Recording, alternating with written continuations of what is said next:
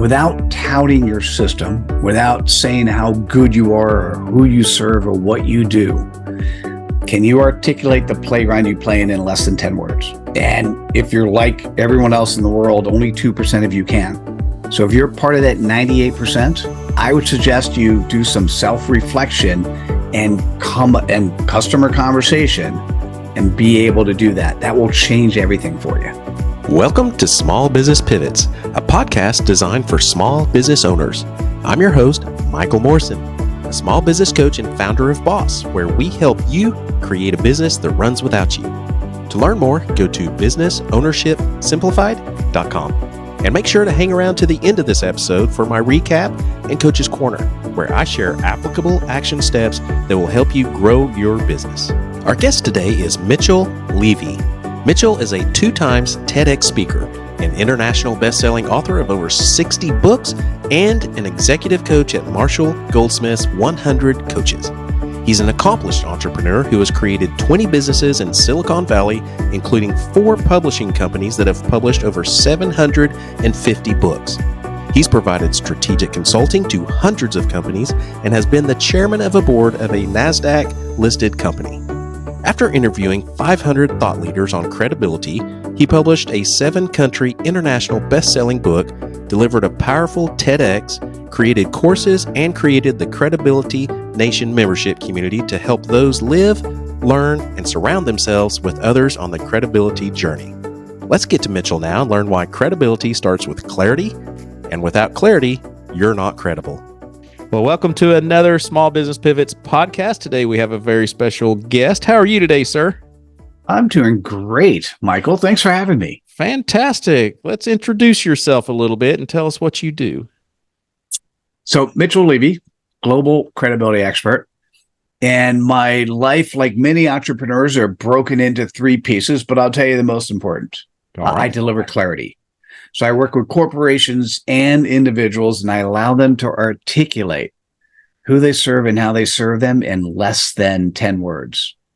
And with that level of clarity, life is easy. Absolutely. So that's one thing. We'll talk about that. We'll talk about clarity. Happy to talk about book publishing. 20% of my effort is focused on both executive coaching. So I take on 5 or 6 executive coaching clients at any point in time. And then I've published over 750 books through the 4 publishing companies we have. So you have a lot to share. So I'm not going to take very much of the stage here. Our guests are small business owners who are stuck in their business and looking to get to the next level and just don't see a way out of what they're currently doing. So you are full of knowledge and information to help these people. So going back to our childhood, I know a lot of small business owners, we all had some type of mindset issue. Did you have anything like that, or you just came out going, let's go? And I think we all would be, anyone who just came out and said that would be lying to Yes. at least themselves. So that's my honesty question up front. So we see if we trust you. No, I'm just kidding. Yeah. I think I spent 4 years ago, I spent a year interviewing 500 thought leaders on credibility. And credibility is comprised of 10 values. The simple definition, it's that I had to rewrite in today's world. The simple definition is the quality in which one is trusted, known, and liked. In that order: trust, know, like. What's interesting under the ability of being trusted is integrity. Actually, integrity is it's the only value that's in 2 places. The integrity on being trusted is your external integrity. As people get to know you, the integrity under being known is your internal integrity. And a lot of people get in trouble because they say one thing and they do something else. In today's world, that's just not possible. Someone will catch you, right? So I believe, and I'll put it back to the time I was 9, when my parents got divorced, and my dad, I think, tried to be a dad. I mean, he'd helicopter in on Saturdays and take us bowling or to a movie. But my question in that point is, what is a father and what should a father do? And that is sort of from that age, as I started thinking about, integrity and how does somebody have integrity? And I think the answer is, and I didn't even know this at the time, and I'm thinking about as I'm expressing it this way to you, Michael, at the time I was thinking about both external and internal integrity. I just didn't even know that. Right. So technically, what should a father do? And then internally, do they really want to do it? Do they feel good about doing it? Yeah. Yeah. Right. Because you could That's feel important it too. Yeah. Yeah, exactly. You could feel when people are not consistent in their integrity. So you grew up in a shared atmosphere, I guess, mother, father, different homes. No, No? it was Oh, really mom. Mom was a school teacher, 3 kids. So technically, we were beneath or below the poverty line. okay. But as kids, we never knew that. Right. Yeah. That's Mom was awesome. good. Mom was really good. We didn't know. Yeah, that's incredible. Not so many people are that lucky growing up. We all seem to have some trials and tribulations growing up, and I mention that because it seems like a lot of entrepreneurs always have that in the back of their head, and it really keeps them from getting to the next level just because they have already a self value or a worth that they think they are, and a lot of it stems from the childhood and how you shift into adulthood and how you use that to your advantage, which let's get to your story because you started adulting. What got you to be an entrepreneur? Always had some form of entrepreneurial efforts even from the time when I did a paper route, by definition, entrepreneur, right? The thing that's interesting to me is, and once again, this is maybe I'm in a good self-reflective mode today, but you're making me think about things, Michael, I haven't thought about before, which is cool. Yeah. And what's interesting is I got put into the thing that we're all put into. It's the marketing cookie cutter approach to life. All right, Mitchell, you need to get a college degree. I'm like, okay, so I got a college. Okay, Mitchell, I think it makes sense to get a master's. So I got an MBA, did that. And I think you should work for a company. So I did that. And I took one when I moved from Boston. So I ended up going to the University of Miami undergrad. I went to the College of William and Mary in Virginia for my graduate, then went to Boston, followed one of my professors from College of William and Mary, and I did some work for him in an independent study. He took my work, got a job at Colonial Mutual Fund in Boston and said, Mitchell, you're coming with me? I'm like, okay. And then I ended up meeting a girl who, to long story short it, I've been married to now for 33 years. Wow. But she ended up moving to California. I moved to California 6 months after she moved, got a job at a startup. Startup went belly up. As I didn't know at the time, many startups do. Yes. Yeah. Good. But I was like, hey, I'm moving to Silicon Valley. The streets are paved with gold. I'm going to make a shit ton of money. Yep. And at that time, I was at an interesting crossroads. Okay, what do I do? What's next? And although I may have had that entrepreneurial entity in me, my parents said, you should go to a large company. And once you go to a large company, you could figure out what to do from there. And so I spent the next 9 years at Sun Microsystems. And I did as much entrepreneur stuff at Sun as I could, but kept bumping against walls. And so starting in 1997, I hung up the shingle as an entrepreneur, and I've started 20 companies. And I look for, this is what entrepreneurs do, or at least this is what I've done, right? Yeah. You have a good network. You talk to your friends and you network often and you ask them what they need and they tell you. And first couple you do for basically for free or for some small amount of money because you want testimonials so you can have social proof. After that, you start charging. So that's birthed 20-ish companies. And I'm starting about 5 months ago. I started planning about 3 months ago. I started my most recent one. I know for us that have started businesses before, it sounds like a silly question, but I'm often asked from people that haven't yet quite made the leap into entrepreneurship because they're still stuck in a job and they don't know what they really want to do. So taking yourself back, do you recall kind of how did you know what you wanted to start, basically. Because I have so many people, well, I love doing this and I love doing that, but I don't know if it's really a business. And, so I don't know if it's they're not ready to pull the trigger, or if it's they seriously don't know what to do, or maybe it's just not a fit. You got any advice for those listeners? Yeah. All Well, right. first of all, you're baiting me a little bit because clarity and understanding in less than 10 words the playground you play in Mm-hmm. solves all issues. I mean, it really is. That's the business I'm doing now. But let's answer your question in a different way. We'll come back to that level of clarity. As a matter of fact, first, let me share I have something called a CPOP, your customer point of possibilities. And your CPOP represents that playground you play in, and it makes it easy from there to figure out who are like your CPOP. It stands for customer point of possibility. So you start with the customer in mind.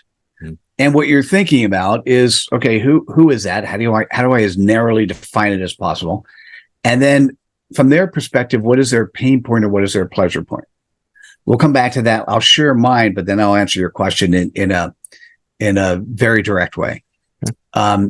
So mine, coaches who've created a job, not a business. So what do I mean by that? It could be certainly coaches, could be consultants, could be small businesses where they wake up every day and they're doing the stuff they don't want to do.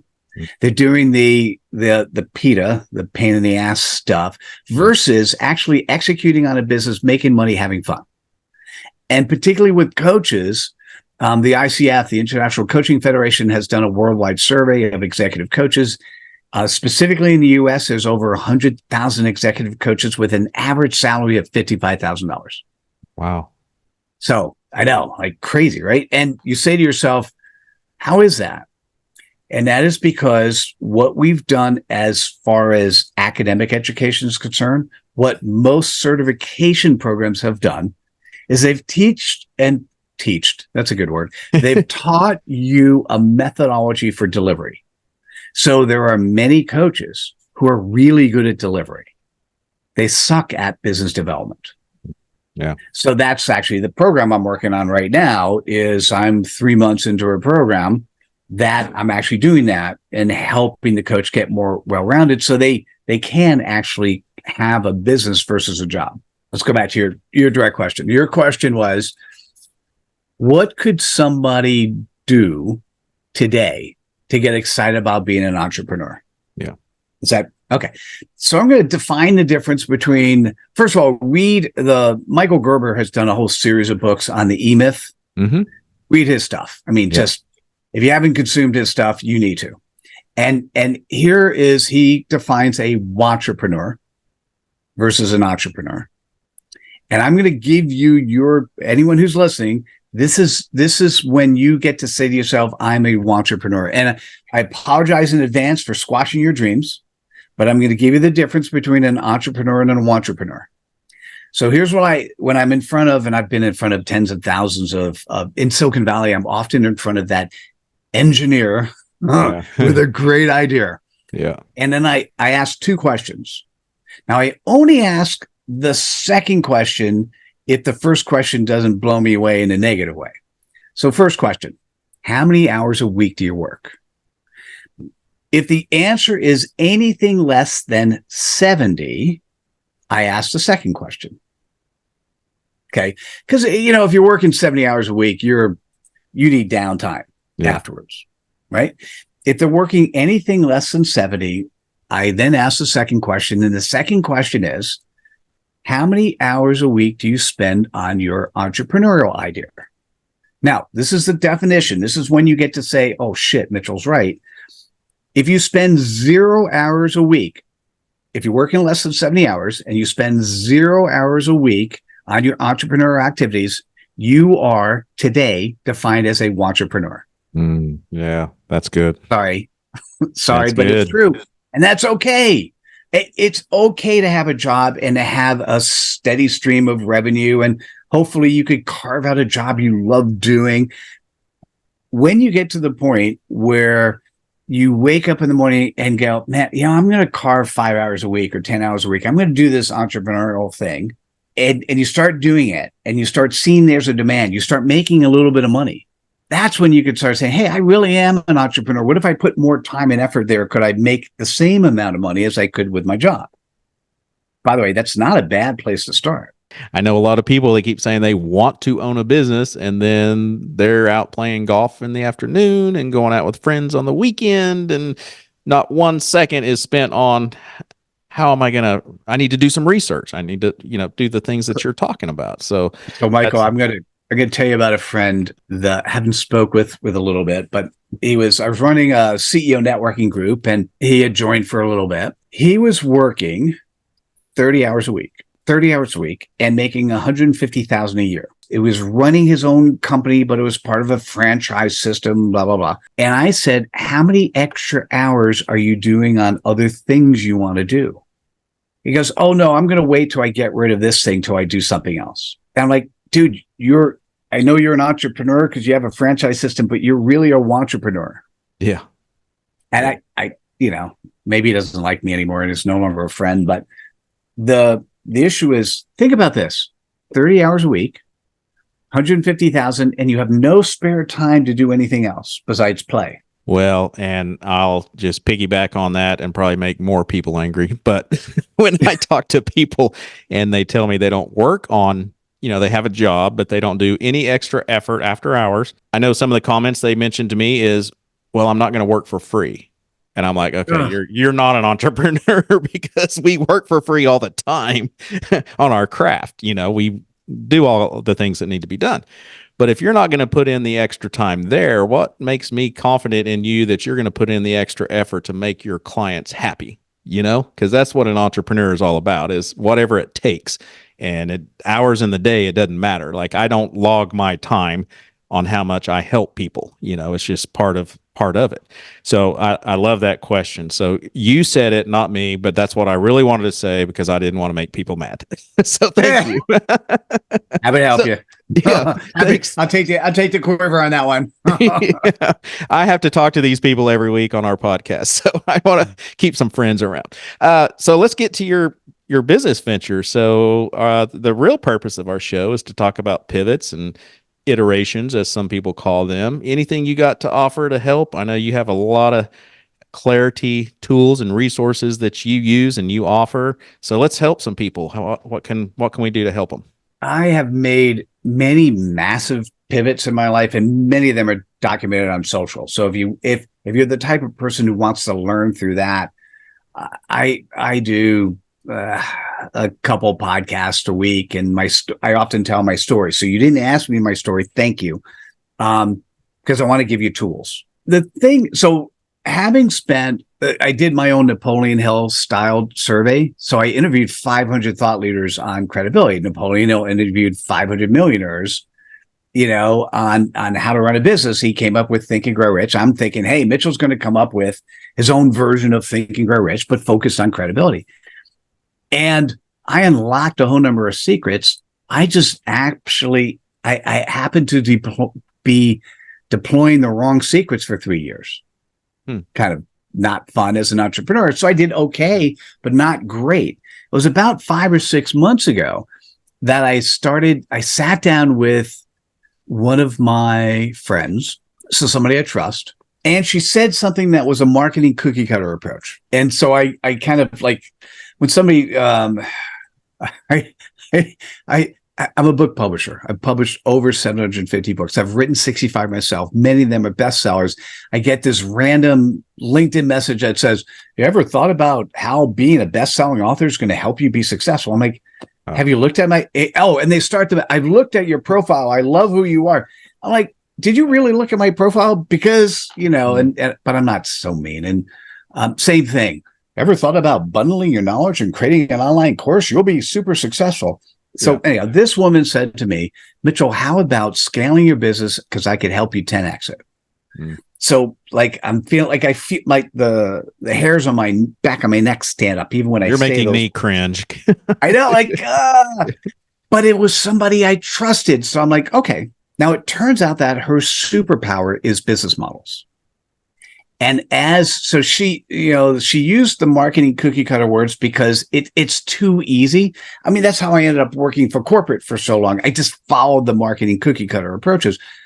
But as she was going through business models, I realized that I've been spending, after the research, I spent 3 years focused on credibility. And secondarily, I moved to clarity. And what I realized in going through the business models and what I could scale, I need to lead with clarity.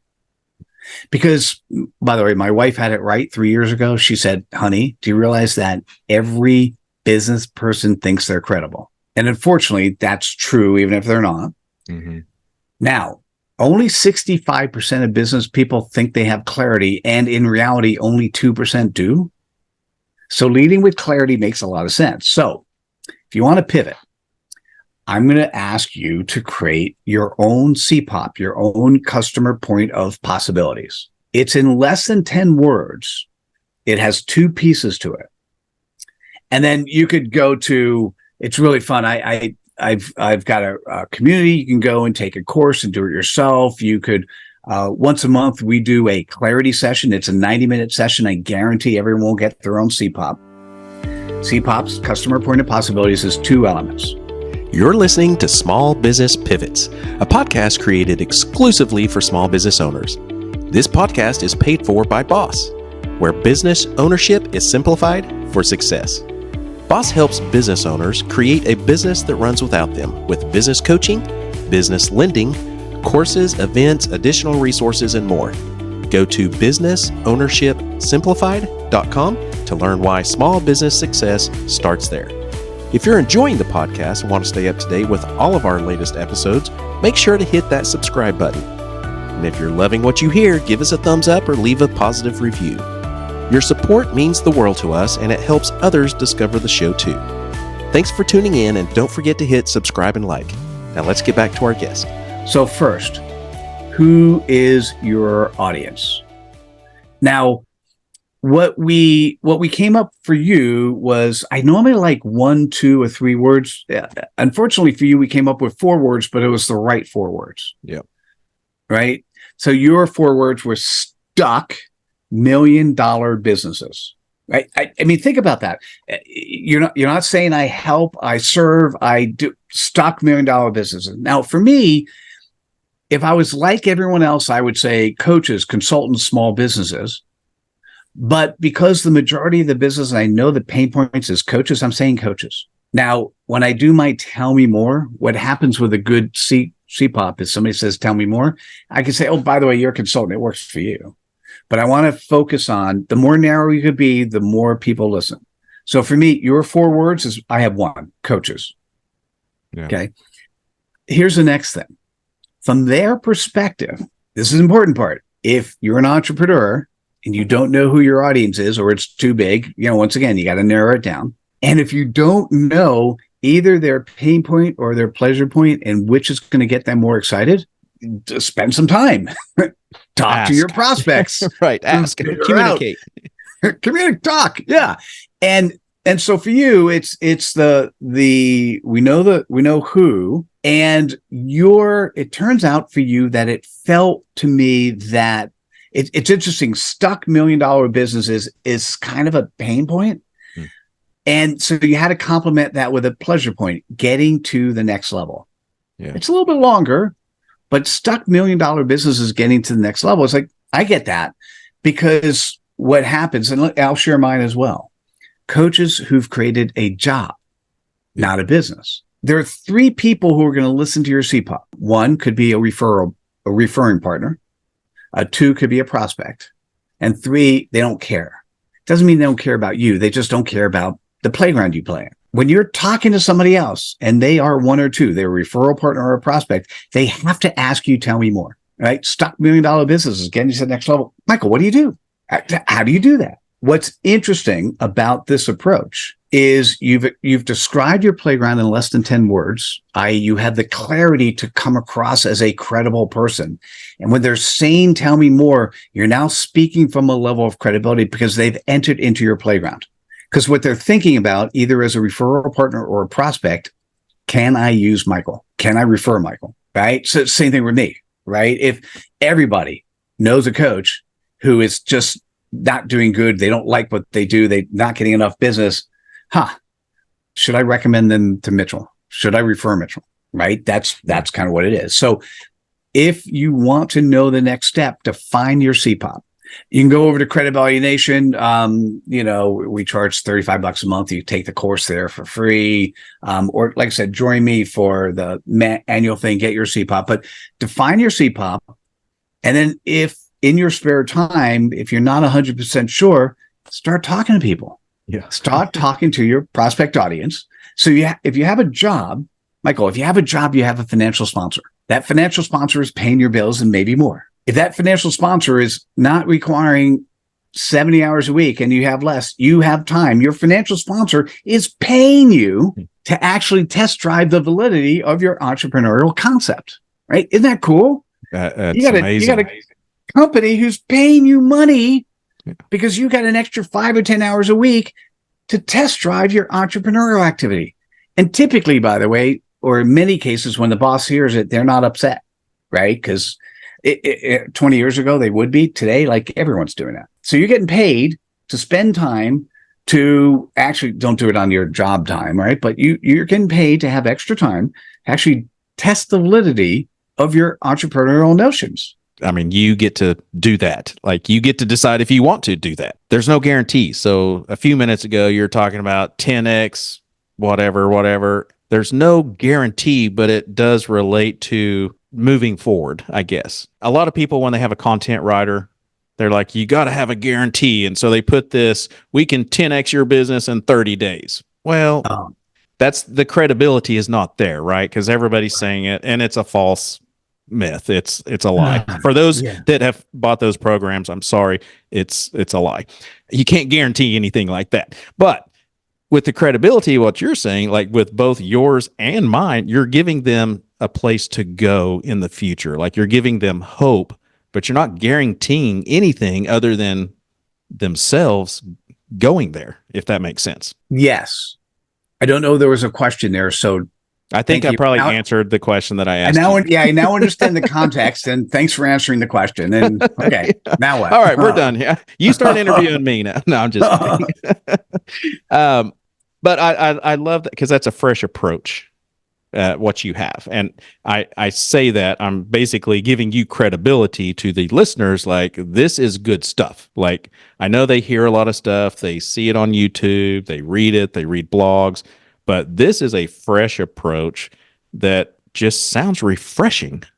It's different. It's so funny because everything in life is so everything goes in cycles, and I remember when computing needed to be huge, then I needed to be small, like in terms of centralized, decentralized, right? Everything goes in cycles. And there was a point in time where we really did business, in a hat like this, and we shook somebody's hand, and somebody gave their word, and they delivered. And then all of a sudden, this social media thing and the computer, I was actively part of helping bring the internet to businesses. That came out, and all of a sudden, everyone here it is. Here's mine. For those I could see it, I'm holding the microphone to my face, right? Everyone has a microphone and a camera, and everyone's a thought leader. What happened with 2023 is GPT actually made every thought leader ubiquitous, right? All you have to do is know how to prompt, and you could be an expert at your space. Yeah. So at this stage, going out as someone who is unknown, like if I don't know your face, I don't know you, I don't trust you, I don't actually trust, know, and like you, I can't buy your product, because I don't know if it's you or some AI responding to me. Yeah. So we're going back to the stage where you look somebody in the eyes, you shake their hand, and you deliver what you say. Yeah. So the question becomes, when you look somebody in the eyes and you say, I am going to help you, I am going to help either deliver a promise, or I'm going to help solve a pain point or address a pain point, your CPOP. That's your promise. That's the playground you play in. When you say those words, you have to be talking to people, not this amorphous audience. You talk to individual people. right? And we forgot that. We did this a lot. Yeah. We need to come back. You could do the social media stuff for education. As a matter of fact, as I said, even in this interview, you want to know my origin story, watch any of my other videos, right? Yeah. I could say that. And if you were and if there were 1,000 people watching, there might be one or two who go, oh, I'm going to do that. Well, one of my coaches, in reference to kind of what you're saying, and I wanted to share this with the listeners, one of my coaches reminded me, and it's a good reminder. He said, don't forget, most people are catering to the algorithms, the keywords, the hashtags, and all this.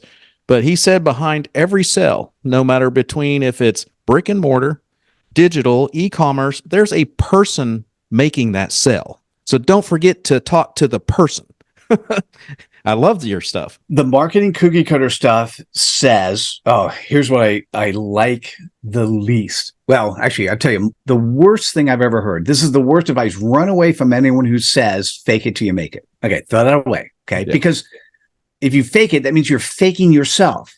Right. Instead, if you have a CPOP and you think there's a pain point or a pleasure point, when you talk to a prospect, you say those words. I think this is something I can address. So what do? If you already have a job and you have your financial sponsor, you offer to do whatever it is that you're going to be doing with your prospect for free. The only cost is a video testimony when you're successful.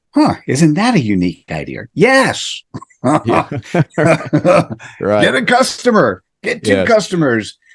You're going to learn a lot when you do something the second time. You're going to learn the value of the things you're working on. And once again, it goes back to the individual, whether it's the individual or a company. The stuff I do works on corporations. I was just talking to a company that is somewhere around $250,000. Not a bad size, Yeah. 1,600 employees. And I'm speaking to them about clarity. And they had all their stuff all over the place, and their CPOP is 5 words. Wow. As soon as I mentioned that to their CMO, it like the light bulbs went off, and like, oh my God. And it's the question, the answer people say, can it really be that simple? And I want to say to you, for those who are listening or watching right now, we've been taught how to make things more complicated so we could charge more money. That doesn't necessarily mean it's right. Yeah.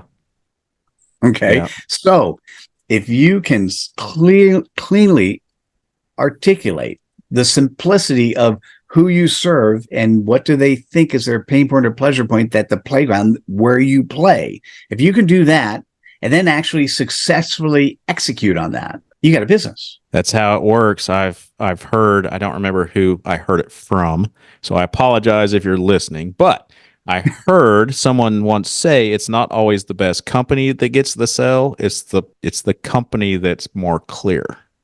In other words, I understand what you do, like that has more telling their story clearer. That's going to bug you, by the way, when you actually get that quote, send it to me because I'd love to use it. Yeah, that is going to bug me now.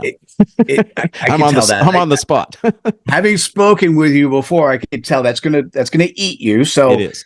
So when you solve it, I want to know too, and maybe All you right. put it on your notes to let the audience know. But the ability to crystally. Is that the right See, word? now you're talking like me. I'm rubbing off. The ability to clearly crystallize your message, to have people like one of my good friends, his CPOP, game changers looking for their secret sauce. You're like, I'm interested in something like that. And it's so simple that now the tell me more for him is an interesting one, right? It's very easy. He's worked with thousands of entrepreneurs. The secret sauce sometimes is, how do I deliver the service or product? Sometimes is, how do I allow the market to actually see me? Like, I know, because this is the other thing. So many entrepreneurs, I have the best thing that will slice the bread in the best way possible. If only I knew how to get to the audience, and then they name some influencer. If only this person knew about me. That's entrepreneur dreaming. That's not entrepreneur activity. Most, not all. very successful entrepreneurs actually call themselves accidental entrepreneurs because they weren't seeking that $1 billion. They had a product, a service, they had a clear story. People found it, and the rest is history. A lot of people we've had on this show actually have said it was accidental how I got where I'm at.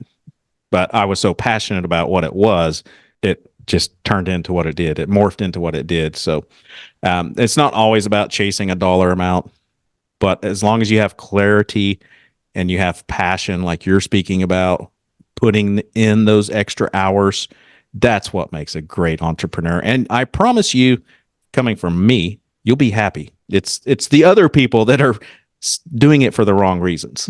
They're trying to either copy somebody, mimic somebody, get in touch with that influencer, whatever it is. And I just like listeners to hear that, because sometimes we get kind of derailed a little bit of what we're really aiming for as an entrepreneur. Oh, Michael, I have to say something, because it's so interesting. I was looking at your tagline. It says "Simplified for Success." All right. So how could this Mitchell Levy guy come along and say, by the way, the CPOP comes before your why. The CPOP comes before your mission statement, your value proposition. I mean, I share this with the $250 million company. So $250,000. Oh, sorry. I said $250,000. I meant $250 million. So $250 million company. And I said that to the CMO, and I go, she goes, well, how does your CPOP relate to the value proposition? I said, well, let me give you one, and then you could tell me. And I gave it to her, and she goes, oh my God, this should, because she's already spent time, money, and energy, and a lot of money coming up with the value proposition and the customer avatars and all the like there's so much work you can do if you don't spend time with the simplicity. So how could this Mitchell Levy guy come along and say, it really is this simple? Sometimes we just get caught up in marketing cookie cutter stuff. Yeah. And it really is this simple. So Michael, let me say, I've actually helped deliver. Now this is a little bit vulnerable as well. So I've helped deliver over 1,000 CPOPs to companies and individuals. Okay, Mitchell, that's a good number. I'm going to say yes. Now let me give you a not so good number. 90% of the time, if all I'm doing is delivering the CPOP and the person who feels it, it's like, oh my God, this is amazing. 90% of the time they forget it somewhere between 2 hours and 2 weeks. If I'm not working with them, helping them deploy it, because that's not common nature today to think about life in such simplicity. What often happens is some other expert, smart person comes along, they hear the CPOP and they say, oh, you should change these words. And then the person goes and changes the words. Yeah. And what happens is when we know something is right and it feels good and we start sharing it, we sometimes allow other people to influence us and derail us. And so I'm noticing that more and more. Yeah. So as an entrepreneur, the thing that I'm thinking about often is, do I spend time focused on the 10% or do I spend time focused on the 90%? The natural inclination is to go, let's go after the 90%. So I'm putting DIY content out there for the 90%, but where my programs are targeted are the 10%. It's those people who hear their simplicity of their CPOP and they want to take action on it. So that's the target market I'm going after. Fantastic. Well, we are out of time, my friend. Surprising, huh? We're not out of conversation. I assure the listeners. We could go on and on, but any words, final, like if you could put every business owner in a room, what would you tell them? Without touting your system, without saying how good you are or who you serve or what you do, can you articulate the playground you play in less than 10 words? And if you're like everyone else in the world, only 2% of you can. So if you're part of that 98%, I would suggest you do some self-reflection and customer conversation and be able to do that. That will change everything for you. That's great advice.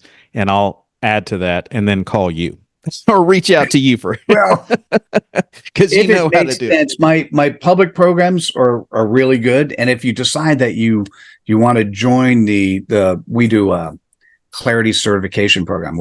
We're actually certifying clarity specialists. And I'm working hand in hand with our clarity specialists, in essence, building and making their business successful. And it's early on. I need to do this with two sets of cohorts. I'm in the middle of the first one. I need to do this with two sets of cohorts so I can actually then create a simplified process I could leverage other people for. Yeah. So just acting as an entrepreneur, I know there's a demand. There's a huge demand. I need to actually satisfy demand with two sets of people so I could see the consistency between those sets and then come up with processes that will allow me to leverage myself. That is what successful entrepreneurs do. Yeah, that's golden. What is the best way to follow you or get this information? Particular platforms? There are many platforms. The easiest, going to my website, mitchellevy.com. Okay. So it's 3 L's in there. So mitchellevy.com. Okay. There you can see all the stuff we're doing, particularly I keep an eye out for the next time we run a clarity session. So once a month, we run a 90-minute clarity session. Would love to have you there. You'll get exposed to what we're doing directly, and you personally will come away with your CPOP. Yeah, fantastic. Well, I appreciate your time today. You've helped a lot of people. Thank you. Thank you. All right. I appreciate your questions. It was fun. Oh, awesome. Well, you've been wonderful to have. So thank you. Wish you continued success, and we'll talk to you soon. Looking forward to it. Thanks, Michael. Take care, everyone. Welcome to the Recap and Coach's Corner. But first, I want to thank you again for tuning in to this episode of Small Business Pivots. Today, we dove deep into the crucial topic of creating clarity for your business messaging. Remember, a clear message, not a cookie cutter marketing approach, is the bridge that connects your business with your target audience. As we wrap up, let's focus on one actionable item for business owners to implement immediately. We'll do that in our Coach's Corner. I challenge you to define your business in a single, concise sentence. Imagine you only have a few seconds to capture someone's attention and make them understand what you do. Craft a message that clearly communicates the problem you solve and the solutions you provide using the formula Mitchell shared. This simple yet powerful exercise can be the key to attracting the right audience and generating more revenue. Take the time to refine and test your message until it resonates effortlessly with your potential clients. If you need help, visit Mitchell's websites, and I encourage you to invest in his resources. Remember, clarity is the catalyst for connection, and a clear message is the first step towards building a business that runs without you. Thank you for listening to Small Business Pivots. Don't forget to subscribe and share this podcast. If your business is stuck or you need help growing your business, go to businessownershipsimplified.com and schedule a free consultation to learn why business success starts with boss. If you have a guest or topic suggestion for our podcast, or just want to talk anything small business related, email me at michael@michaeldmorrison.com. We'll see you next time on Small Business Pivots.